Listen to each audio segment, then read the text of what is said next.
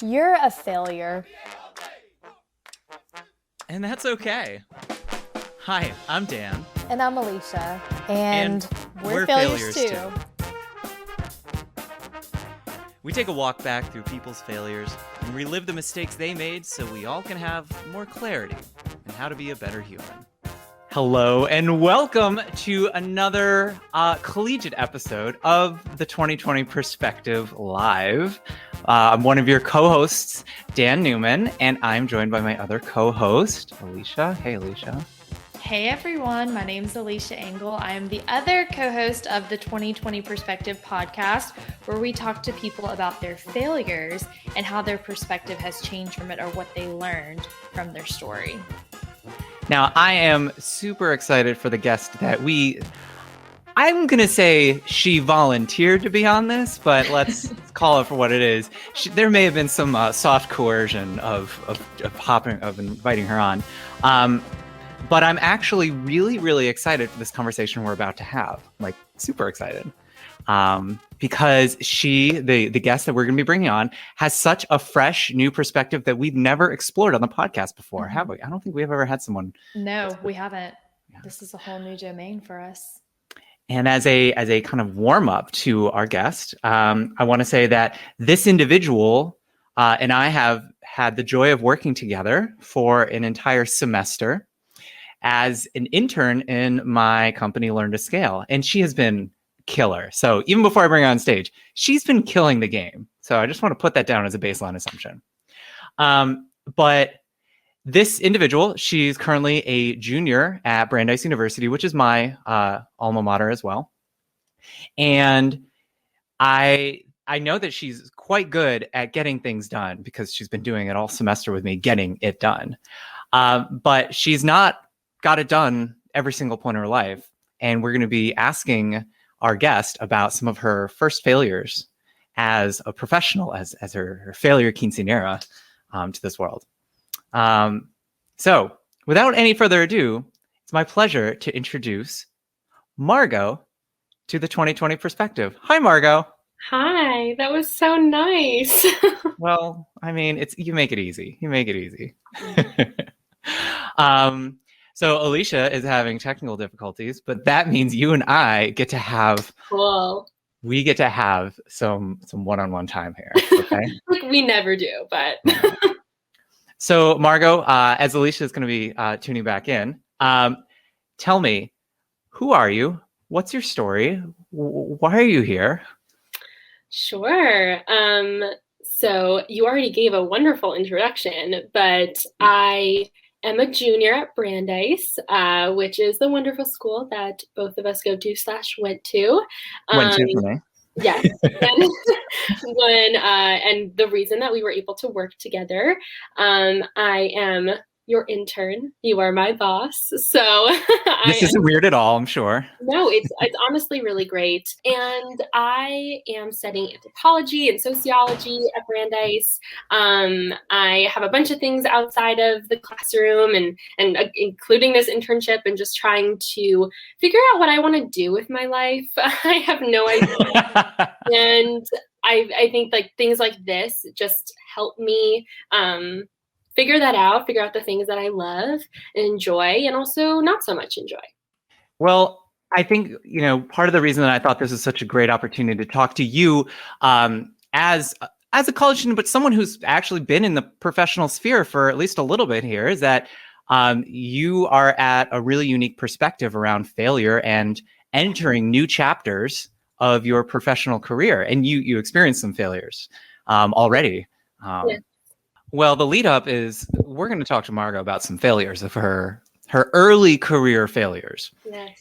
And I am thrilled because as someone who's been in the industry and the job market for a little bit, I don't quite remember my exact first professional failure. I certainly have like the most memorable ones, but like the first few ones feel so far away and they're so fresh and bleeding for you, right, Margo? Oh, they're right here. I pointed to my heart. I don't know if anyone who is not seeing this. That's a good So point. why don't you tell us a little bit about kind of your first failures some of the things that you've been starting to experience moving into the professional world. Sure. So I would say that before my first failure, I had not really, okay, this sounds kind of obvious, but I hadn't experienced failure before. Let me kind of re-explain that. Throughout my childhood, I feel like I was really fortunate and lucky enough to have a lot of things happen for me. I feel like I worked really hard in school, and I would go after things that I was excited about, and I would get them. I was a big theater kid as a kid and teenager, and would get the roles that I wanted, and would excel in my grades. And then, so I didn't really know how to deal with failure or rejection, which sounds like a great thing, but became a really difficult thing when I had my first real devastating failure. Devastating is so dramatic. When I was first year at college, and I applied for a job in my school's Department of Sexual Prevention or Sexual Prevention team and crisis care team. I applied for a position there, and I was so excited about it. It was a group of people who I really admire, and I love the work that they were doing. And I applied, and I did not get it. And it was the first time that something that I was so passionate about didn't work out, and I did not handle it well. I don't know if my mom is listening right now, but the day that I found out, I couldn't get out of bed, and I just was so devastated.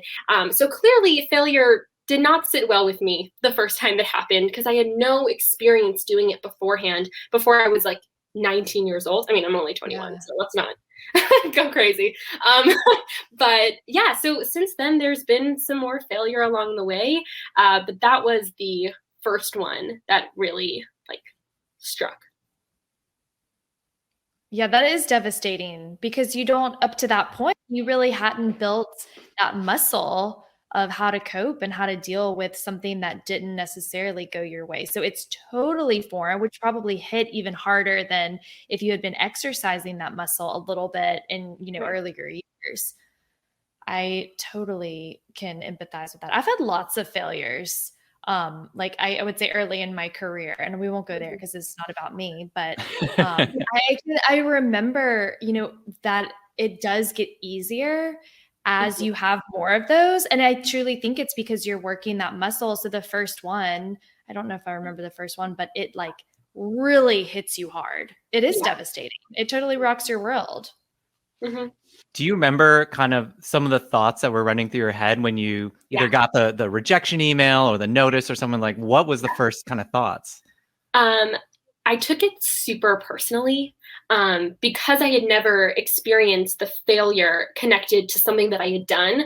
I immediately connected it to who I was, and especially based in the kind of work that I was doing, or that I had applied for. It was all about, empathizing with people, having conversations, listening, giving advice.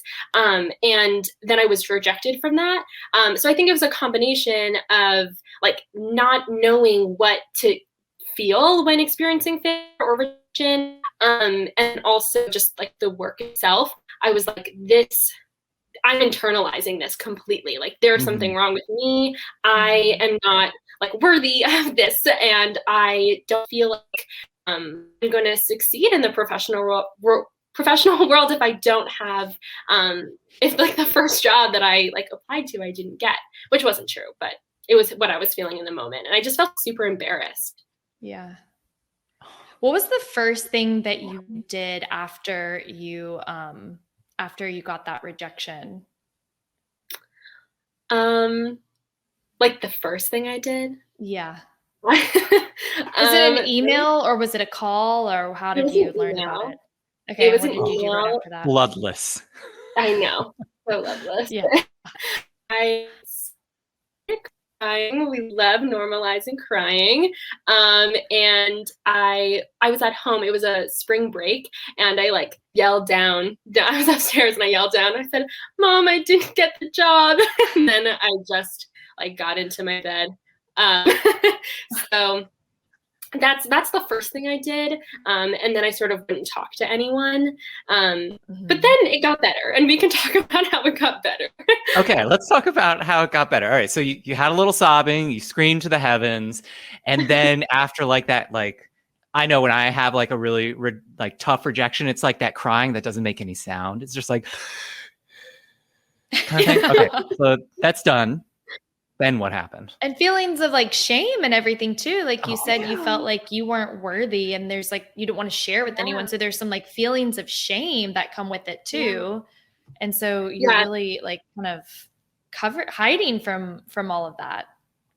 Yeah. Especially just like being so young. Like there's this, not stereotype, but like this assumption when people, super young college students will just like, get any opportunity they're gonna like, they're excited about, and they're just like conquering the world. And I wanted to do that, and then I wasn't like given that opportunity to do that. Especially this pressure in college to just like have, or at the school that I go to and that Dan went to, there's definitely this like culture of let's everything. But the next thing I did, and sort of how I was able to get out of that, is I just like remind myself of the things that bring me happiness and bring me joy, and the things that I'm confident about. And I started to see this rejection not as a bad thing, but as a good thing. Something, and doing that reflection and thinking about how this is my first rejection. This should be something celebrating. Know how to be able to handle it in the future. And I also used it as motivation, because the next semester I ended up applying for the job again. I applied for a different job in the same department, which was hard. It was hard to like take that embarrassment and like tell the employer or the department that had rejected me and saying, I know that you didn't think I was good enough for this job, or that you didn't think that this was right for me, and I'm going to try again. And I applied for a different position within it. And I'm so grateful that I did that, because I ended up getting that job a semester later. And this department has just exceeded all expectations. It is the wonderful community that I am so proud to be in. And yeah, so I think it was tough, and it takes a lot of it took a lot of courage to go back into the interview the second time with the same people and say, hi, I'm back. Right. I would agree with that. Yeah, it takes some chutzpah. Seriously. Wait, I have some questions. So you are, you're really practicing when you like kind of went back and applied for that job again, you were practicing resilience. You were telling yourself, I'm going to get through this, which you did. And you put yourself out there. You were vulnerable again, practicing courage and throwing your hat in the ring. So how did you, what ways do you practice resilience? What did you do? You mentioned reflection. What are some other ways that you kind of got over that hump and said, I'm going to throw my hat in the ring again and expose myself to a potential additional rejection?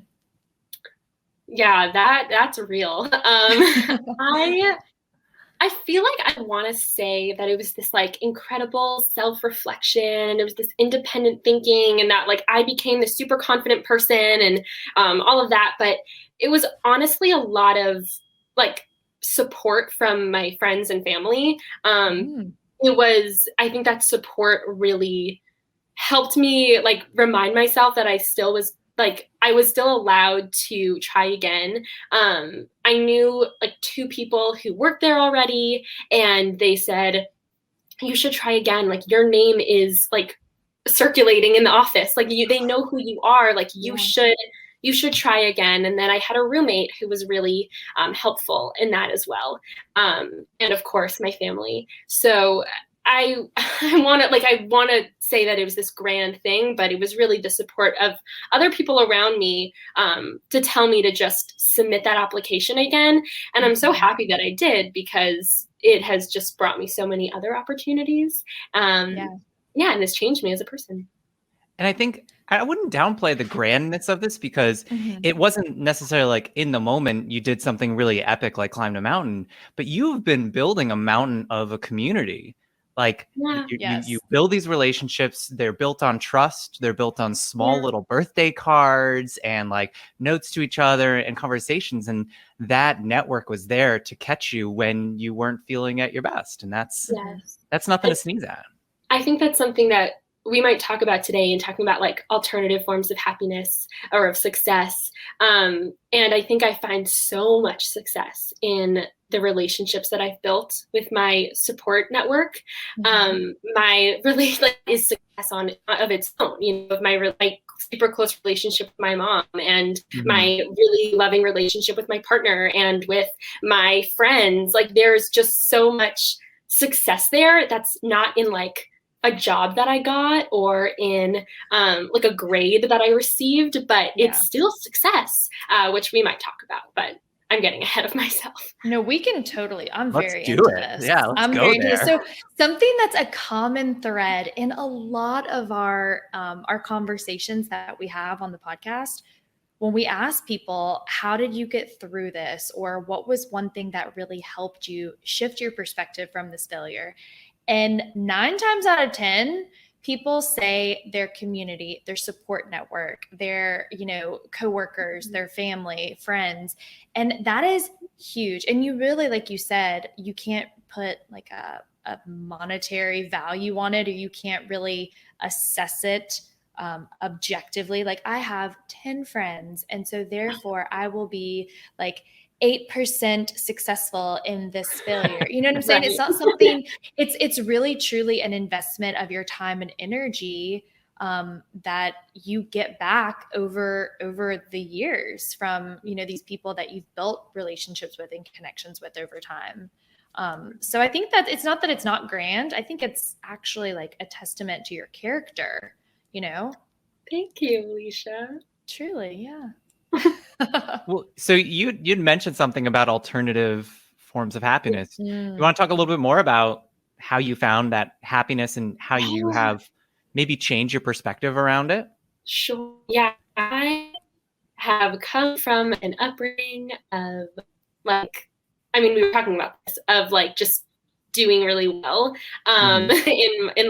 in school and outside of school.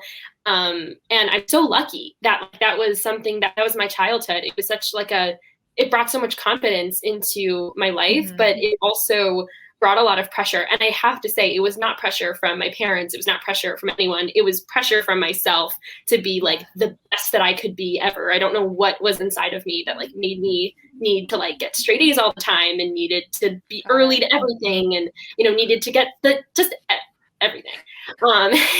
So it's very stressful sometimes to want to be perfect. And I think that as I have started college and have been in this like environment, that has led to me forgetting about the things that just make me truly happy. So Dan and I were talking about this in a one-on-one meeting this past week about hobbies and how I was a hobby person. When I was a kid, I would make paper dolls. I was like a big crafter. I loved to read. I was a huge reader. I had these hobbies that were just for me. And then once I started high school, I loved doing theater, but it became a lot about okay, this is going to be good for college applications. And I got a job because, I wanted to make money, but I knew that college is like that. I got a leadership position in my choir. It started, the things that I loved started to become like things that could like help me in my future. And then when I got to college, it like totally went away. So there was like this sudden shift where I wasn't doing anything. Everything was fun, but I wasn't doing it for fun, if that makes sense. So like I was in the classes that I enjoyed, but I knew that being in classes would mean that being in classes mean that I would be able to get a job when I'm older. The job that I applied for, which I got rejected from, and then I got it again, also looks great on a resume. And I also work as an interviewer for the admissions department at Brandeis, which totally helps when thinking about working in the recruitment fields or higher education or HR, which are all fields that I'm interested in, as why I'm interning with Dan, with his business involved in all of that. And then the internship. So there are all these things that I've been at Brandeis College are things that I'm doing for a reason, but not because it's just fun and it's joyful. So, but that doesn't mean that what I'm doing isn't fun. But anyway, I'm starting to learn and starting to intentionally find that fun again, to do things not for my resume, not just for success or for achievements, because again, what are we defining as success? What are we defining as achievement? I mean, reading a book is something that I love to do. And if I can read a book, like, that's successful. Or book for fun, that is. Book for fun, not just for book school. Books are no fun. I'm talking about the books that you get at the library and then read on the beach or just read on the couch, just for fun, like the ones that just totally take you in. How can I incorporate that into my life and find success and happiness through that, not just the tangible results that look good on paper? I think you bring up so many good points. I had to jot them down in the little notes over here because I thought of so many things.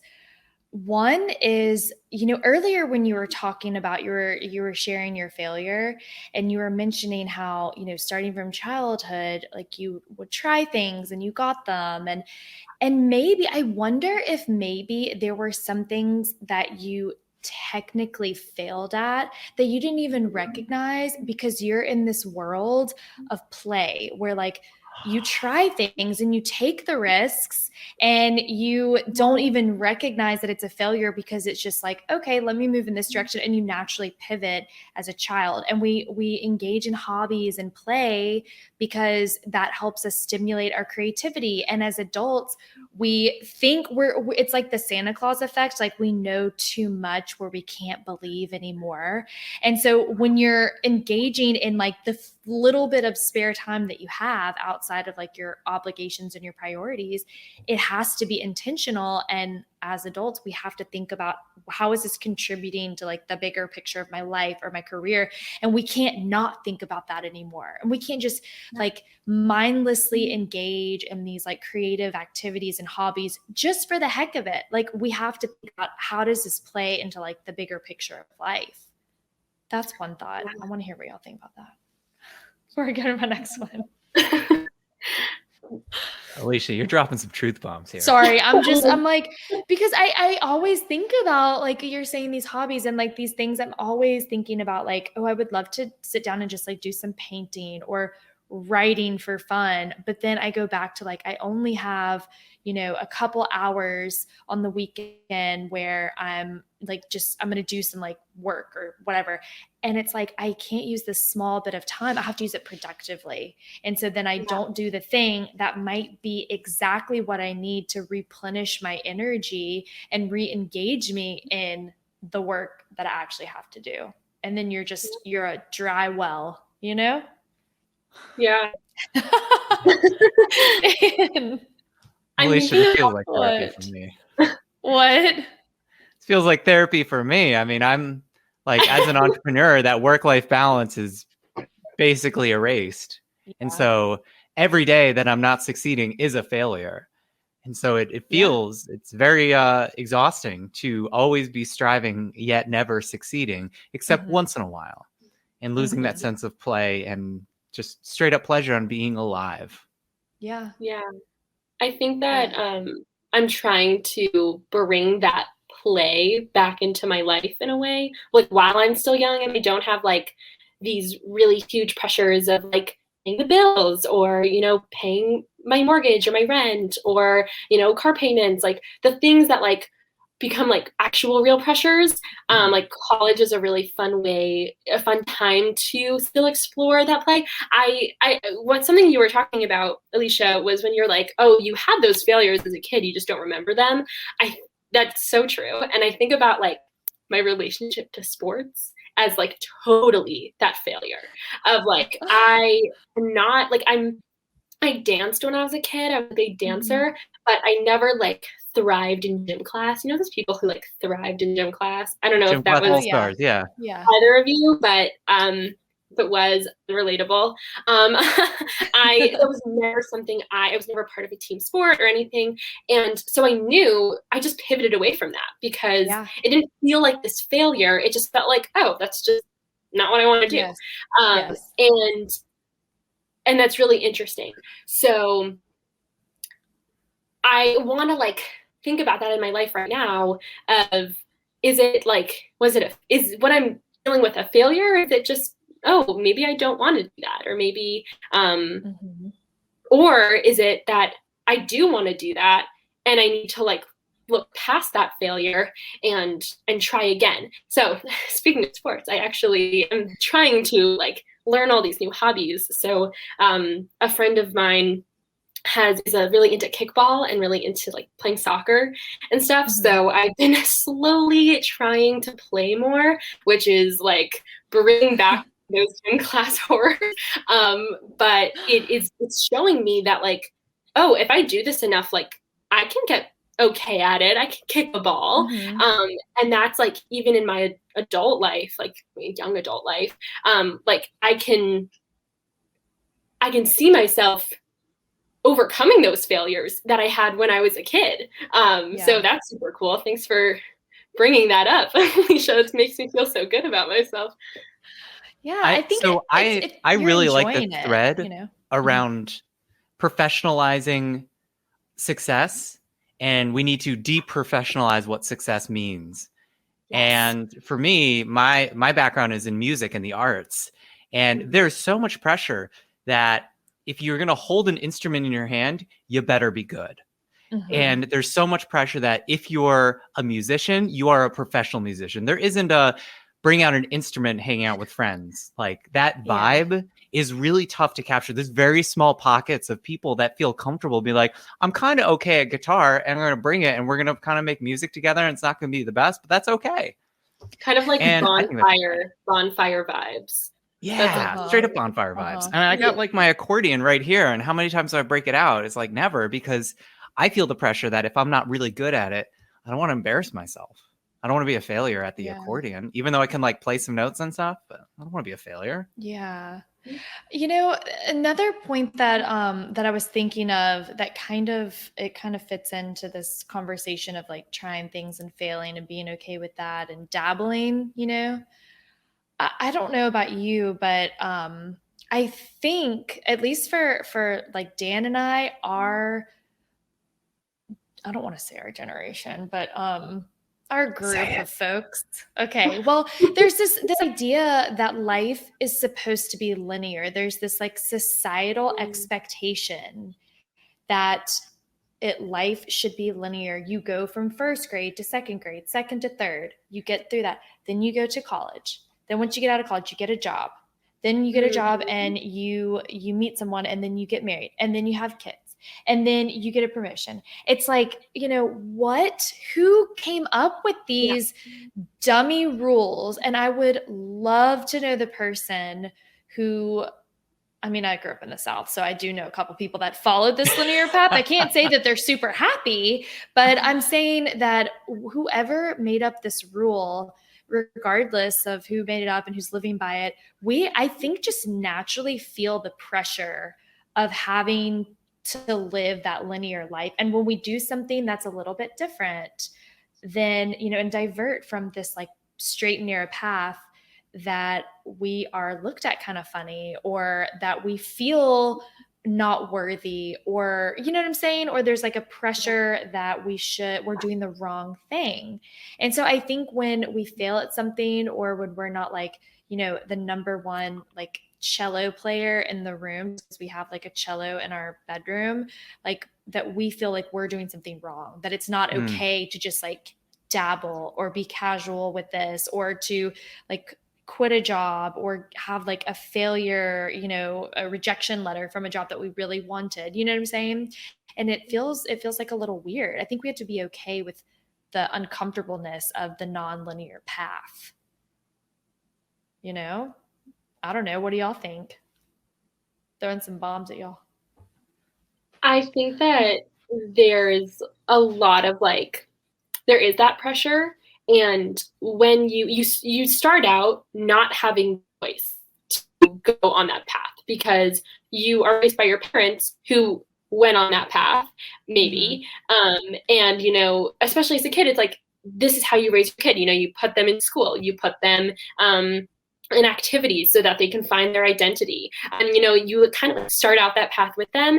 And then as like an individual person, you're allowed to like go like take those different paths. But me, I was doing well on that linear path. So I was like, oh, clearly something's working. So I should just continue with that. And that is that is what success will be, because I haven't found not being successful with that. So that's when like it just throws you a curveball.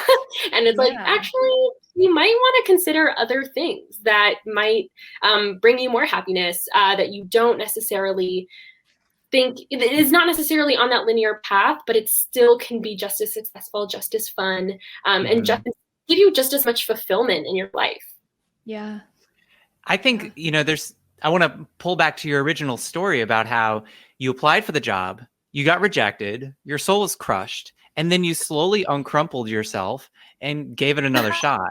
And I think that activity of uncrumpling and laying yourself out again is one of the ways to kind of grapple with all of this, is that, you know, we are always going to be crumpled by life. Life will always find a way to just say, you thought you were going down this chapter. Guess what? Back to the beginning. But that tenacity, that resilience is something that always stays with you. It's like the stat changes to your character sheet is that, yeah, you may have failed, but you grew from it. You learned something, and you built that emotional muscle to handle setbacks and failure. Yeah, it's been a lot easier to fail now. Now that we've gone through the first one, I actually get ready for some more.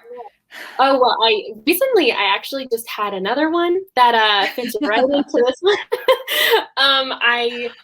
It was the same department, same office. I applied for that promotion, you know, still going on this linear path, saying I have the job, so now it's time to like level up, apply for the promotion. I was so excited about, thought I had it in the bag. I've been working so hard.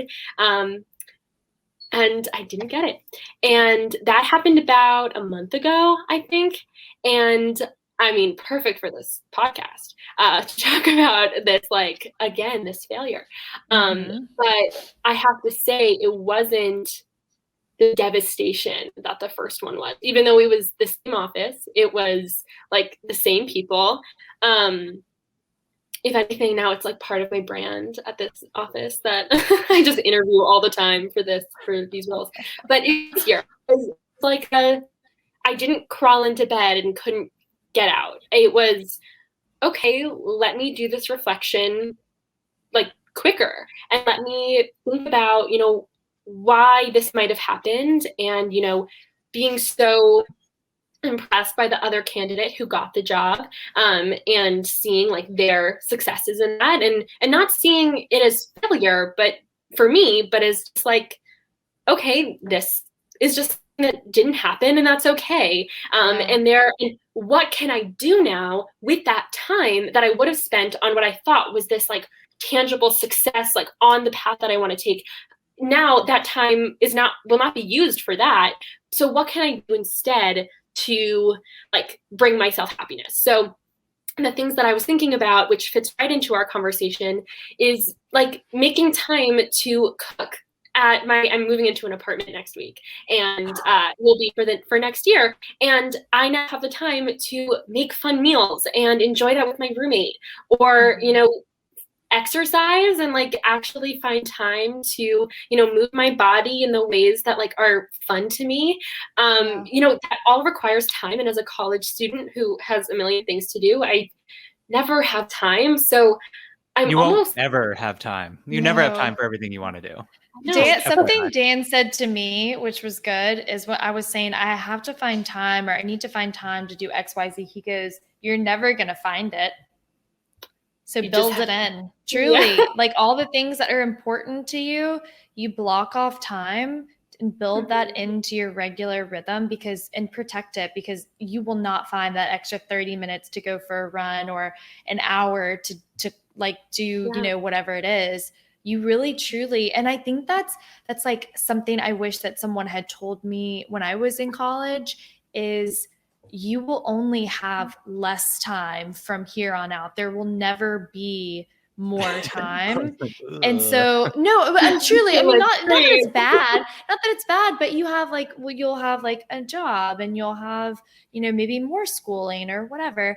And so block off the time for the things that you really value and protect it. And I feel like I am now in this really unique position where I was sort of given back time that I thought I wasn't going to have by having this job. So now like kind of the opposite happened, where I was like, oh, or this job said, we're not going to take you. So here's all this time that now you have. So now I get to prioritize it in the way that I want. And instead of prioritizing it with, okay, let me get another internship, let me, apply for another promotion at a different job, I'm thinking, okay, I can be just as successful when I make time to cook, make time to exercise, make that time, because I've been afforded this extra time. So if anything, this failure is like this blessing in a way, and it showed me that I need to prioritize that play more, and find success in that, even though it's not on the linear path. So I want to come in and say, I agree, but I want to change the focus on what you just said. You said it's actually a blessing. And I would disagree that it in and of itself, the fact you didn't get this new promotion, it is neither a blessing nor a curse, but you chose to interpret it as a blessing. Like that is pro growth mindset move right there, where you were like, I could be focused on the upsetness, the lack, the scarcity, I didn't get this job. But no, you're like, it's a blessing. I get to cook. I'm going to play some kickball. I'm going to like move into my apartment and decorate it real sweet and stuff. Like that mindset is like the resilience in action. That is literally the decrumpling that you did when you failed the first time. You said, not going to focus on the failure. I'm going to focus on moving forward. Yep. Wow. You make me sound so much like cooler than I am. It was a very gradual reflection. Like that, me like reinterpreting my failure wasn't immediate at all. I had that day of like feeling super bummed and being like, I deserve this job. Like, what happened? But it was almost like instead of the theme, it was, I could sense like I had more confidence within myself, because it was like a little bit frustration and being like, why didn't I get that job? I deserved it. Instead of last time when I was like, I didn't deserve this. I'm the worst. It already shifted. And then I was able to take that frustration and kind of settle it. And then that's when I did all the things that Dan said that I did. You know what? It's the 12 stages of grief. Like you ended up at the destination. Like journey happened. You did the dance. You found acceptance. You moved forward, and you're stronger because of it. Yeah. So let's just paint a picture. Let's say that it's 5 years down the road. Okay. 5 years down the road, you've graduated. Let's say you've even gone back to get your master's.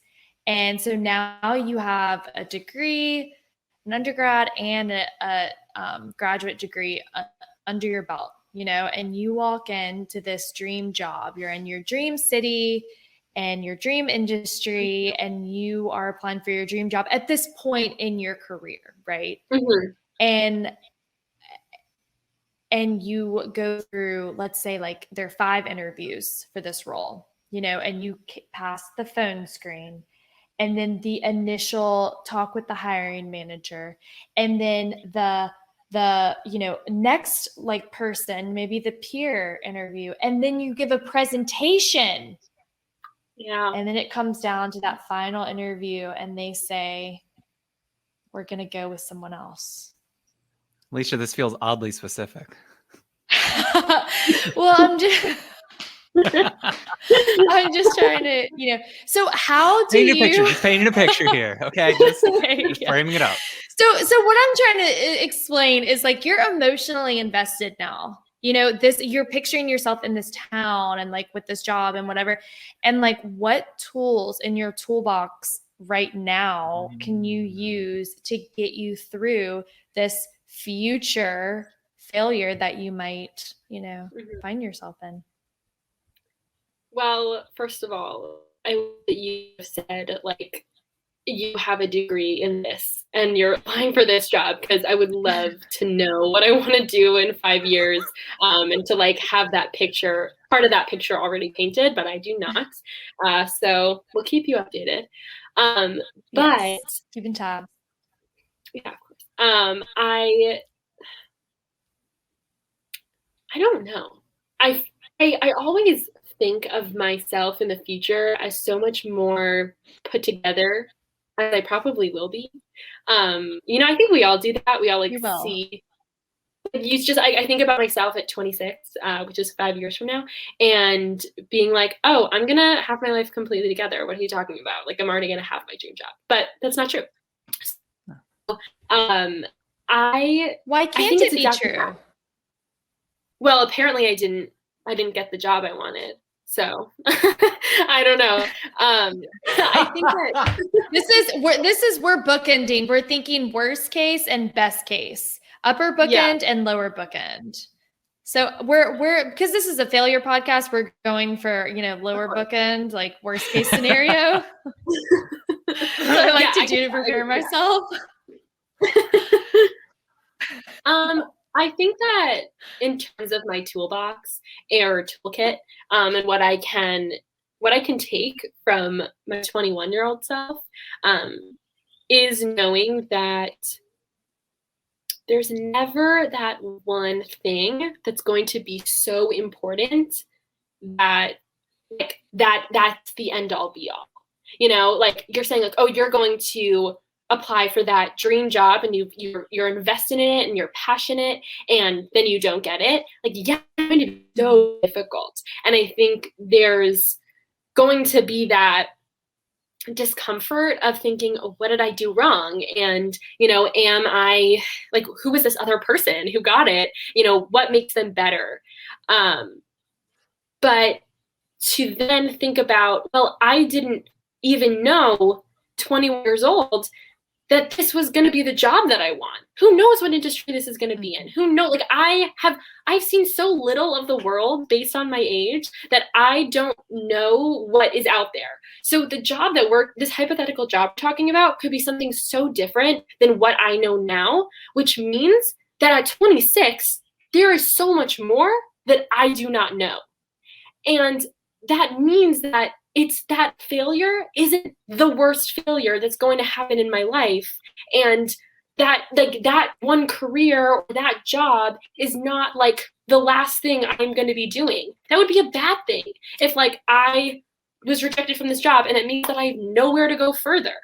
Like, I love this. Like, no, you're projecting your future and projecting yourself in the future. It's this like a meta, I like it. Yeah, but I think that truly is growth mindset. You're demonstrating growth mindset. You're thinking about, like a bigger picture of what's happening to you at that moment, and like kind of thinking, well, if this isn't supposed to be my thing, my next gig, then like there is something else out there that I haven't discovered yet, because 5 years ago, I didn't even know that this existed, that where I'm in right now. And I think that's where hobbies come back in. That like your hobbies can be your constant because you're not doing it for growth. You're doing it just for fun. So me enjoying books isn't gonna go away if I don't get accepted by a book, and me enjoying like playing soccer isn't gonna go away because there's going to be a field somewhere or a park somewhere. So even if I'm failing at this job that I don't get, and I'm like seeing myself, I project to the future and think so much about the future, I can stay present in the successes that I always have, that I always will have, which are the things that just bring me joy. And that's why hobbies are successful, because they are the things that are going to ground you, that are going to always help you be present in yourself, so that you're not just thinking about what can I do for my future. Well, one of the things you're doing for your future is the fact that you are on this Facebook Live and then podcast recording. You've just created a time capsule for that future failure. Oh my gosh, that's tearing up. That's so sweet. Because that message you just sent to your future self is just like, hey girl, you gonna be fine. Just go kick a ball out in the field, crack open a book, maybe pour yourself a glass of rosé, but like, you're gonna be okay. And my 26-year-old self is gonna listen to this and be like, this, like, I don't even know, this optimistic B word. Come on. So jaded at 26. I know, off of health insurance for my family. I know. Yeah. Well, you have plenty of time for that. There's plenty of time and plenty of failures waiting for you, but any other kind of pearls of wisdom that you would like to share with the audience or your future self, which this is kind of becoming a time capsule to Margo? Oh, well, I would say that the feeling of staying present is the thing that you're never going to feel like you ever do. So you might as well try. I don't know if that made sense, but I feel like I'm always looking into the future and thinking about the next thing I can do. When is my life going to start once I graduate college? And I thought that when I was like in high school, I thought, once I'm in college, like then my life will start, because that's when like real life starts. But I have lived my life every single day of my life. So like when the life has started, like my life has started. Right. So, it's now. Yeah, it's now. Right. So just try your best to, like, my mom gave me this advice a few days ago of, take the steps towards your future. But while you're taking those steps, remind yourself where you are and the great things you have going on right now, because you'll never have those again. So be grateful for the place you're at and the relationships that you have. And that is enough, even when you're like taking steps towards your future. Those are my wisdom to anyone who's starting college or about to graduate college, or someone who's 65. I mean, that applies to me. I appreciate that pearl. Oh, of course. Put it in my jar of pearls and say, that was a good one. That was a good pearl. Please. Yeah, that was a good one. I think that's super important to try to stay in the present every day, because we always are thinking so much about the future and tomorrow and the next thing and the next like chapter. And there's so much to be grateful for and so much joy you can get from living right here in the now. So thank you for that, Margo. That was a good reminder. Yes. And this has been such fun to chat with you and Alicia on this podcast. And actually, this is a great time to, say Margo has been a fantastic intern with Learn to Scale. And she's been so good that I want more interns for the future. So if you know somebody who is really quite qualified and self-reflective, that's great. I know there's some big shoes to fill here. But I do want to celebrate some of the work that Margo's been doing with Learn to Scale, which is she has been interviewing HR professionals and beyond, really beyond HR, and writing blog posts about those conversations and the insights that she's drawing. And so if you enjoyed this podcast episode, you'll certainly dig her blog articles, and you can find that at bit.ly/Margo-musings. That's an actual dash, not actually write out dash, but like Margo Musings. You can also find it on the Learn to Scale blog because that's where that link goes to. But she's done a great job interviewing people and finding some really cool insights. And I can't wait to read the one about the side hustles, because I feel like that's super germane to what we talked about today. Oh yeah. Oh yeah. Super. Like, it connects. Yeah. Can't wait to read that one. Anywho, Margo, it's been a pleasure having you on this episode of the 2020 Perspective. Thank you again. And I think you're going to be great. You're just going to be great. Thank you. It's always good to hear that. Thank you for having me on. Thanks to No BS Brass Band for the bangin' show music. Check them out at nobsbrass.com. And if you want to join any of our live shows, follow us on Facebook at the 2020 Perspective. That's 20/20 Perspective. As always, make sure to subscribe on your favorite podcast player so you can get the latest failures delivered right to your ears. And may your failures be spectacular.